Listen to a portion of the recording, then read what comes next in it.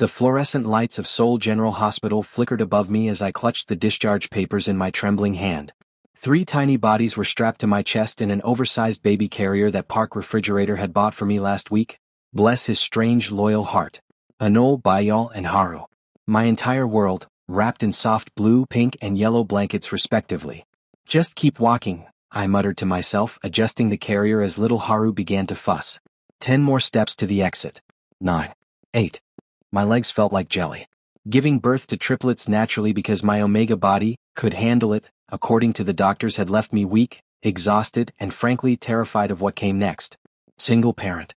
3 mouths to feed. My savings account crying in the corner. Dandelion ah.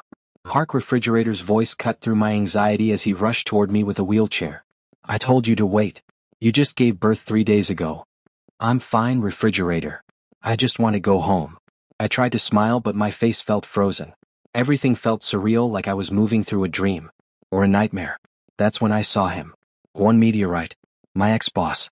My former lover. The man who'd shattered my heart into a million pieces 5 years ago.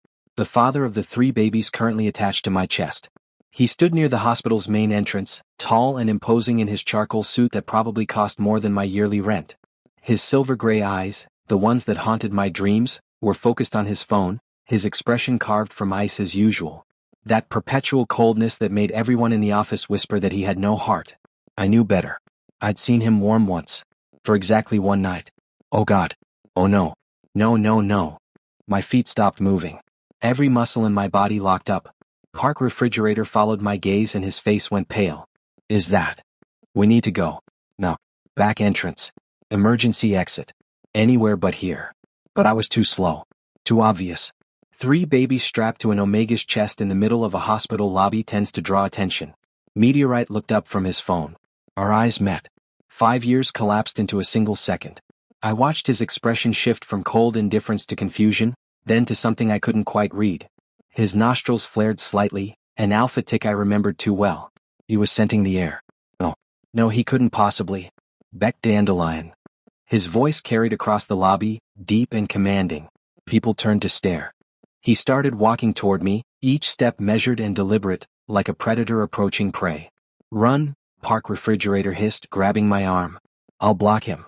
Just run. But my legs wouldn't move. The baby sensed my distress.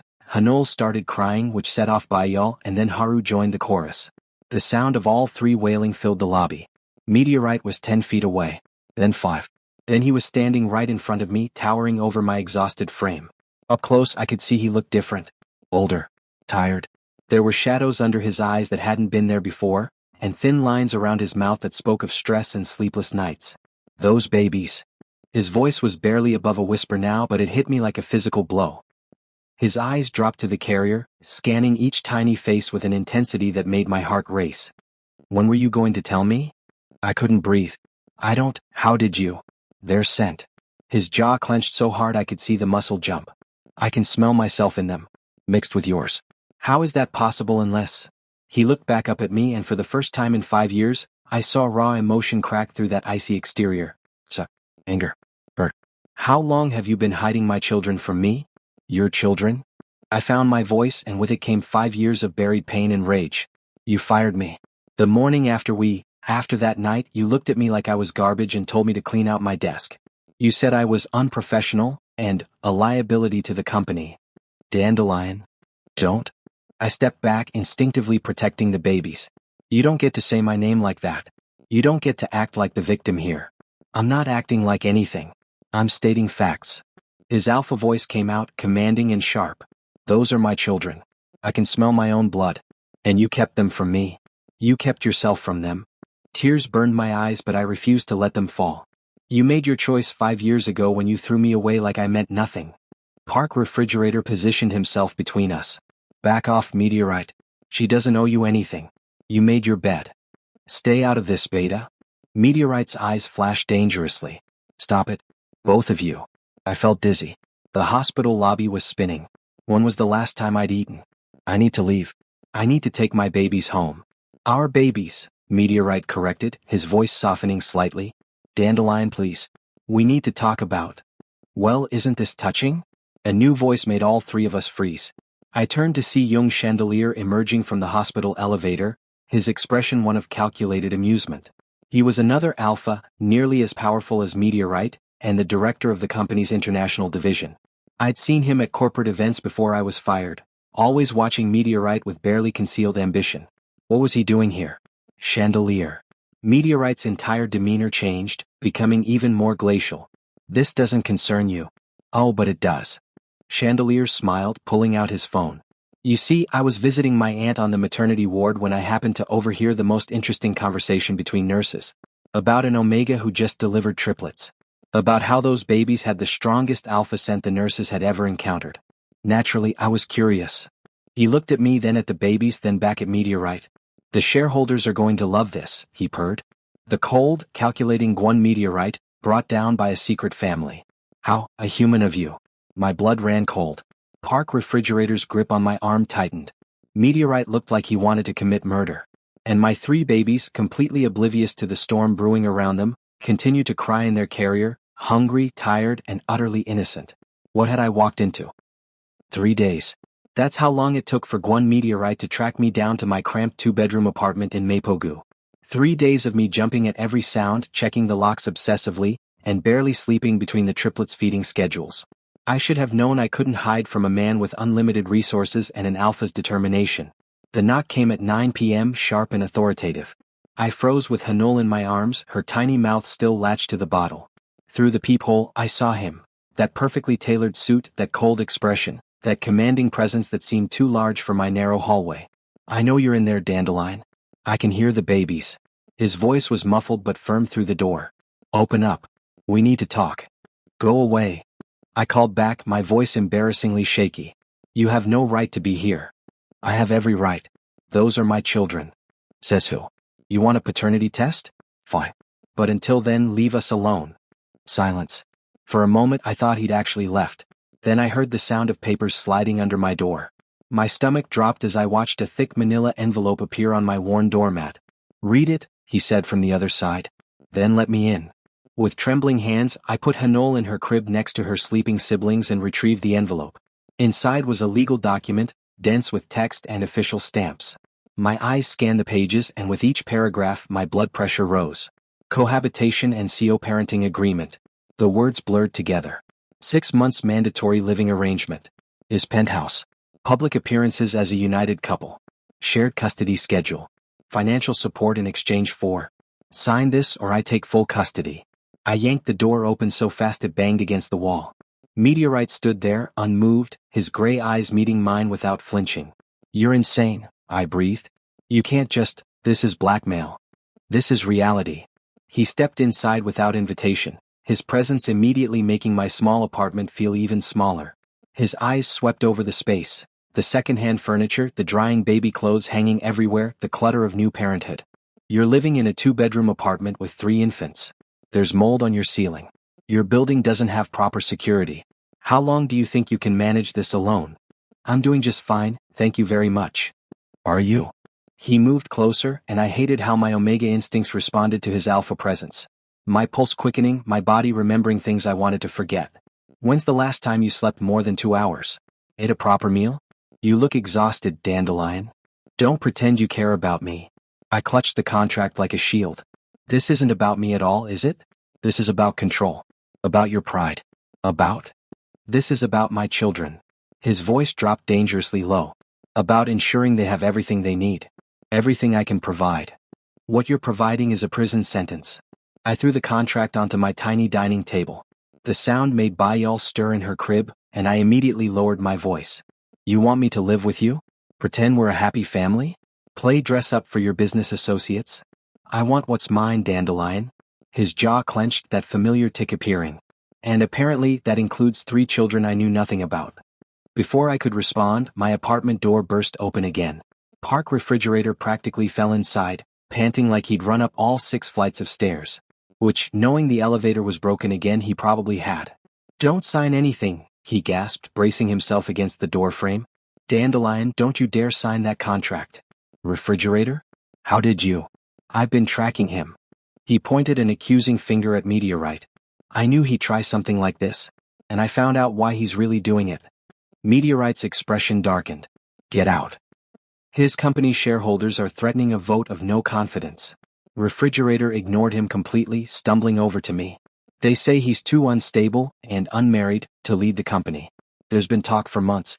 But if he suddenly has a family, a respectable Omega partner, adorable triplets, that's enough. Meteorite's alpha voice came out, making both Refrigerator and I instinctively tense. But my friend had always been braver than his beta status suggested. It's all political, Dandelion. He needs you to save his reputation. I looked at Meteorite, searching his face for denial. Instead, I saw something flicker in those cold gray eyes. Something that looked almost like vulnerability? That's not, he started, then stopped. His hand ran through his perfectly styled hair, messing it up for the first time since I'd known him. It's more complicated than... Crash. The sound of shattering glass made all three of us jump. I screamed as a brick came flying through my living room window, spraying shards everywhere. Instinctively, I threw myself over the cribs, covering the babies with my body. The triplets erupted into terrified wails. Meteorite moved like lightning, positioning himself between us and the broken window, his body a shield. Park Refrigerator was already rushing over to help me check the babies for injuries. They're okay, I sobbed, running my hands over each tiny body. No cuts. No blood. Just fear and crying. Oh God, they're okay. Meteorite reached down carefully and picked up the brick. Tied to it with wire was a note. His face went absolutely murderous as he read it. What does it say? I demanded, my voice shaking. Meteorite, what does it? He handed it to me silently. The message was written in red marker, the letters harsh and aggressive. Keep the bastards. Meteorite belongs to me. See. Chandelier. Young Chandelier was watching us. Knew where I lived. Had just thrown a brick through my window while my baby slept mere feet away. My entire body went cold. This wasn't just corporate politics. This was dangerous. Meteorite's phone was already out, barking orders to what sounded like security personnel. Park Refrigerator was examining the window, muttering about calling the police. And I just stood there, 3 screaming babies in my arms, staring at that threatening note. We're leaving. Now. Meteorite's voice cut through the chaos. He wasn't asking. Pack whatever you and the babies need. I'm taking you to my penthouse tonight. I don't. Look at your window, Dandelion. His eyes met mine, and for the first time I saw genuine fear in them. Look at that note. This isn't about the contract anymore. This is about keeping you and our children safe. So I'm asking you, please. Let me protect you. I looked at the broken window. At the brick. At the note signed with a single, threatening letter. At my 3 innocent babies who could have been hurt. At my tiny apartment that suddenly felt like a trap instead of a home. Then I looked at Meteorite's outstretched hand, holding a pen. What choice did I have? My hand shook as I reached for it. 6 months, I whispered. Just 6 months. 6 months, he agreed. I signed my name on the contract and watched my entire life change with a single stroke of ink. Park Refrigerator squeezed my shoulder. I'm coming with you. No. Meteorite's voice was firm but not unkind. But you can visit. Anytime. As Meteorite helped me pack bags while simultaneously arranging for movers and security details, I couldn't shake the feeling that I'd just made either the best decision of my life or the worst. Only time would tell. Living with Gwyn Meteorite was like existing in a beautiful, suffocating snow globe. Everything was pristine, temperature-controlled, and utterly devoid of warmth. His penthouse occupied the entire top floor of the Hanamdong luxury tower, floor-to-ceiling windows overlooking the Han River, marble floors so polished I could see my reflection, furniture that looked like it belonged in an art museum rather than a home. The guest wing where the babies and I stayed had been hastily converted into a nursery, but even with the new cribs and changing tables, it felt sterile, clinical. Nothing like a home for 3 babies who needed softness and warmth. 2 weeks had passed since that terrifying night. 2 weeks of awkward silences, careful distance, and a routine that felt more like a business arrangement than a family. Meteorite left for work at 6 a.m. sharp. Returned at 8 p.m. Knocked on the nursery door like he needed permission to see his own children. But tonight was different. It was 3 a.m., and all 3 babies had decided to wage war against sleep simultaneously. Hanul was screaming, Bayal was fussy, and Haru had a mild fever that had me terrified despite the pediatrician assuring me it was normal. I was at my breaking point, bouncing Haru while trying to prepare bottles with one hand, when Meteorite appeared in the nursery doorway. He wore silk pajama pants and nothing else, his hair mussed from sleep, looking more human than I'd ever seen him. I heard crying, he said unnecessarily. The entire building could probably hear crying. It's fine. Go back to bed. I tried to keep the exhaustion from my voice and failed miserably. Instead of leaving, he walked over and carefully lifted Hanol from her crib. The baby's cries immediately softened to whimpers. I watched, stunned, as this cold Seo swayed gently, one large hand supporting her tiny head with surprising confidence. "You've been practicing," I observed. "YouTube videos." A ghost of a smile touched his lips. "Turns out there are tutorials for everything, including how not to hold a baby like a football." Despite everything, I almost laughed. Almost. We worked in silence for the next hour, feeding, changing, soothing. It was oddly domestic, this synchronized dance of new parenthood. When all three babies finally, miraculously, fell asleep, we both collapsed on the oversized sectional in the nursery sitting area. The silence felt heavy. Meaningful. "Why did you really fire me that morning?" The question escaped before I could stop it. I'd been holding it in for 5 years, and suddenly at 4 a.m. in his penthouse with our children sleeping nearby, I needed to know. Meteorite sat across from me, staring at his hands. For a long moment I thought he wouldn't answer. Then he stood and walked to the floor-to-ceiling windows overlooking Seoul's glittering skyline. He poured himself a scotch from the bar cart, because of course there was a bar cart in the nursery sitting room. "Because I was terrified," he finally said, his back still to me. "Of what?" He took a long drink before turning to face me. In the dim light filtering through the windows, his expression was unguarded in a way I'd never seen. Vulnerable. Almost broken. "Of wanting you to stay forever." My breath caught in my throat. "What?" That night, his voice was rough, like the words physically hurt. "That wasn't just my rut and your heat sinking. Or at least, not for me. I'd been fighting my feelings for you for months, Dandelion. Every time you brought me coffee exactly how I liked it. Every time you anticipated my needs before I voiced them. Every time you smiled at me like I was more than just the cold bastard everyone whispered about." Meteorite. When we woke up together that morning and you looked at me with those hopeful eyes, I panicked. Because I realized I wanted mornings like that forever. And forever terrified me. He set down his glass with a sharp click. "So I did what I do best. I destroyed it before it could destroy me. I fired you. Pushed you away. Convinced myself it was for the best. Tears burned my eyes. You broke my heart." "I know." His voice cracked. "And I've regretted it every single day for 5 years." Before I could process his confession, my phone buzzed violently on the side table. We both jumped. I grabbed it, my heart sinking when I saw Park Refrigerator's name with multiple exclamation points. "Emergency. Chandelier leaked photos to the press. He's claiming you forced Meteorite into this arrangement. Calling you a gold digger who trapped him with fake babies. Press conference tomorrow at 10 a.m. He's trying to destroy both of you." The blood drained from my face. I read the message twice, then handed my phone to Meteorite with shaking hands. His expression transformed from vulnerable to murderous in seconds. "He's done." He pulled out his own phone, fingers flying across the screen. "I'm calling my lawyer. My PR team. We'll issue a statement. Get ahead of this." "Wait." I grabbed his arm without thinking. The contact sent an electric current through both of us. I felt him tense, saw his pupils dilate slightly. "What if we tell the truth? The real story?" He stared at me like I'd suggested we jump off the balcony. "The truth? That we..." I struggled to find the words. "That we have history.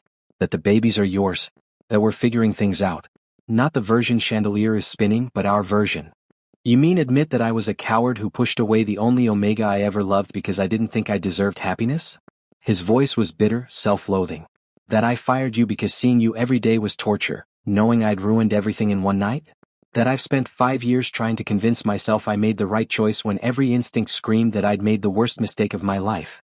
The words hung in the air between us, raw and exposed. My heart hammered against my ribs. "You loved me?" "Love." He corrected, his gray eyes burning into mine. Present tense. "I love."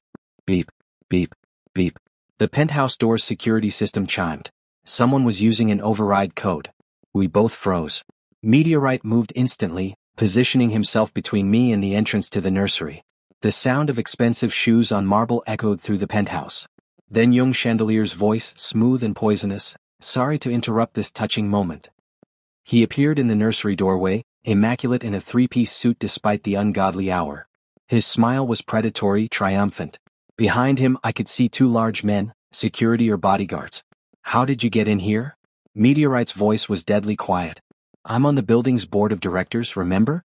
Emergency override access." Chandelier's eyes slid to me and I felt dirty under his gaze. Perks of being invested in prime real estate. "Get out." Now. In a moment.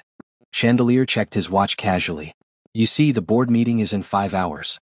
And I have enough votes to remove you as CEO. The presentation is already prepared. Evidence of your unstable personal life, the scandal with your secretary, abandoning your own children, and now this desperate attempt to save face by forcing an Omega into a fake relationship. He took a step closer and I instinctively backed toward the cribs where my babies slept. Unless, Chandelier continued, his smile widening, you'd like to negotiate? Perhaps we can come to an arrangement. You step down voluntarily, recommend me as your successor, and I'll make sure the story that reaches the press is much kinder. I might even help rehabilitate your reputation. Eventually. Never, Meteorite growled. Pity. Chandelier's eyes locked onto me. I suppose I could be persuaded to change my presentation.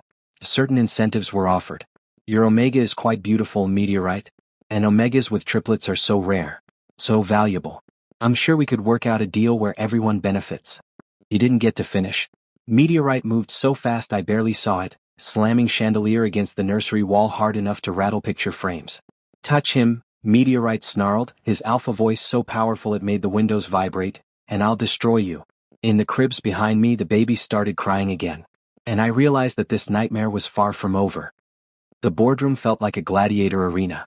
43 shareholders lined both sides of the massive obsidian table, their faces ranging from curious to hostile. Young Chandelier sat at the far end like a king on his throne, his presentation titled Leadership Crisis, a vote of no confidence, glowing on the screen behind him. I sat in the gallery section with the triplets in their stroller, my heart pounding so hard I thought everyone could hear it. Park Refrigerator squeezed my hand from the seat beside me. We'd been up all night and I was running on pure adrenaline and rage. Ladies and gentlemen, Chandelier began, his voice smooth as poison. Today we address a matter of utmost importance, the stability and integrity of our leadership. He clicked his remote and photos appeared on the screen. Photos of me leaving the hospital with the babies. Of Meteorite and me at his penthouse. Of the broken window at my old apartment. Each image had been carefully captioned to paint the worst possible narrative. Our CEO has been hiding a secret family while simultaneously engaging in what appears to be a coercive relationship with a former employee. That's a lie, I whispered to Refrigerator. My hands trembled with fury. I know, he whispered back. Which is why we're going to destroy him. Meteorite sat at the head of the table, his expression carved from ice. But I could see the tension in his shoulders, the barely controlled rage in the set of his jaw. He hadn't wanted me to come today. Had practically begged me to stay home where it was safe. But these were my children being called props. My integrity being questioned. My life being weaponized. I was done hiding. Chandelier continued his presentation, each slide more damning than the last. Fabricated quotes from anonymous sources. Twisted timelines that made it seem like I'd trapped Meteorite deliberately. Financial projections showing how this scandal would damage the company's reputation. Furthermore, Chandelier said, his smile widening as he reached his conclusion, I have testimony from 3 former employees claiming CEO Guan has a pattern of inappropriate relationships with subordinates. That's enough. My voice cut through the boardroom like a blade. Every head turned toward me. Chandelier's smile faltered. Meteorite's eyes went wide with panic. I stood up, lifting my laptop from my bag. Before you vote, you should know that Director Young has been embezzling company funds for 3 years. The room erupted. Voices overlapping, chairs scraping. Chandelier's face went from smug to furious in an instant. This is absurd. You can't just interrupt a board meeting with baseless accusations. Then you won't mind if I show everyone the evidence. I walked down to the presentation podium on shaking legs, connected my laptop to the system, and pulled up the files Refrigerator and I had spent all night compiling. Bank statements. Wire transfers. Emails with coded language that became crystal clear once you knew what to look for. 3 years of systematic theft, hidden under layers of shell companies and creative accounting. These transactions, I pointed to the screen, my voice growing stronger, all trace back to accounts controlled by Director Young. 17 million won siphoned from the company's International Development Fund. 23 million from the Employee Pension Program. 31 million from. Where did you get those? Chandelier lunged toward me, his alpha rage taking over completely. Those are private files. You have no authorization. Meteorite moved like lightning, intercepting him before he could reach me. The protective growl that rumbled from his chest made every alpha in the room instinctively step back. It was primal, possessive, the sound of an alpha protecting his mate and children. Touch him, Meteorite snarled, his hand fisted in Chandelier's expensive suit, and I'll destroy you. Security rushed in. It took 3 guards to pull Chandelier away from Meteorite, and even then he fought against them, screaming threats and obscenities. His carefully crafted facade had completely shattered. "You worthless Omega. You don't know who you're dealing with. I'll ruin you. I'll take everything, your children, your reputation, your pathetic little life. Get him out of here," the board chairman ordered, his voice cutting through the chaos. "And someone call legal. And the police." They dragged Chandelier away, his screams echoing down the hallway until the heavy boardroom doors finally muffled them. The silence that followed felt deafening. I stood at the podium, trembling, barely able to believe what had just happened. The shareholders stared at me with expressions ranging from shock to respect to confusion. "I apologize for the disruption," I managed to say. But I couldn't let him destroy a good man's reputation with lies when I had evidence of his actual crimes. The board chairman cleared his throat. "I think we need to adjourn this meeting for a thorough investigation. All those in favor?" The vote was unanimous. Hours later, I stood on Meteorite's penthouse balcony, the evening breeze cool against my flushed skin. Inside, the triplets were finally sleeping after the chaos of the day. Park Refrigerator had gone home, promising to return tomorrow with celebratory takeout. The door behind me opened quietly. Meteorite stepped out, having changed from his suit into casual clothes. He held little Bayal in his arms, her tiny fist clutching his shirt as she dozed. "She wouldn't settle," he explained softly. "I think she could sense we were both stressed." I smiled, reaching out to stroke her soft hair. "She's always been the most perceptive one." We stood in comfortable silence for a moment, watching the sunset paint Seoul in shades of gold and pink. Finally, Meteorite spoke, his voice hesitant. "The 6-month contract." He paused, looking down at our daughter. "Can we tear it up?" My heart sank like a stone. After everything today, after that confession last night, after watching him protect me so fiercely, he wanted me gone? "You want me to leave?" I tried to keep the devastation from my voice and failed completely. "No."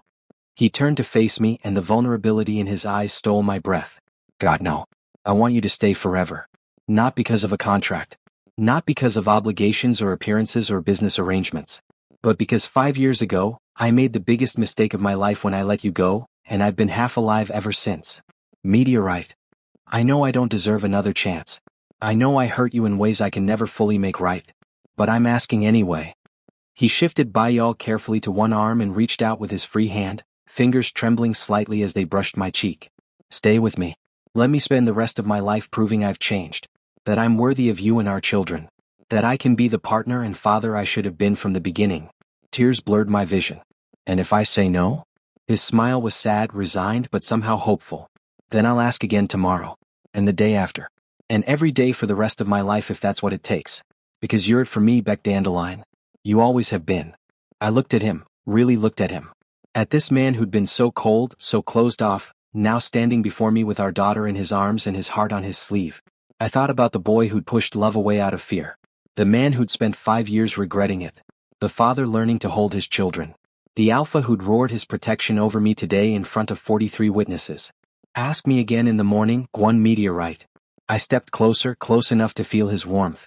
"When we're both sure this isn't just the adrenaline talking." He pulled me close with his free arm, careful not to crush Bayal between us. His forehead rested against mine, and I felt him exhale shakily. "I'll ask you every morning for the rest of our lives if that's what it takes." Inside the penthouse, Hanol and Haru started fussing. Their sixth sense for knowing when their parents were having a moment. We both laughed, exhausted and relieved. As the sun set over Seoul, painting the sky in impossible colors, I let myself believe in second chances. In cold men who could learn to be warm. In mistakes that could be forgiven. In families built from broken pieces. "Come on," I said, taking his hand. "Our babies need us." "Our babies," he repeated softly like he was testing the words. Finding them perfect. And as we walked back inside together, him carrying Bayal, me ready to scoop up the other two, I realized that home wasn't his penthouse or my old apartment. Home was this. The 4 of them. The mess and the chaos and the love. Finally, after 5 years of running, I was home.